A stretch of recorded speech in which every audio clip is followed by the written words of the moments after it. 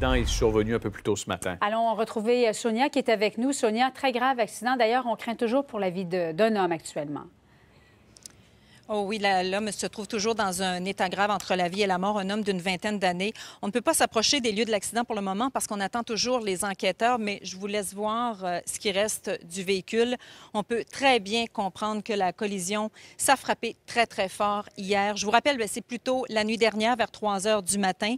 Ce qu'on nous dit, ce qu'on a comme information, c'est que ce véhicule arrivait probablement de ce côté. Il y a une courbe.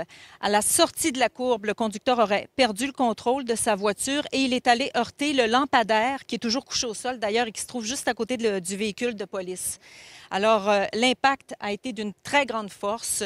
Pour le moment, le conducteur d'une vingtaine d'années est entre la vie et la mort. On n'a aucune idée de ce qui a pu se passer. Est-ce qu'il pourrait s'agir de l'alcool, de la vitesse, une inattention ou encore un malaise? Est-ce que le conducteur s'est endormi? On n'en a aucune idée pour le moment. La limite de vitesse ici est de 70 km/h. C'est un secteur quand même très peu habité, très peu fréquenté également. Alors, pour le moment, pas de témoins. Les enquêteurs de la Sûreté du Québec en collision, les spécialistes en collision qui sont attendus ici sur le chemin de la Bleuetière à Saint-David-de-Falardeau. Ben oui, vous êtes seul actuellement. Il n'y a pas de périmètre qui a été érigé autour de la voiture.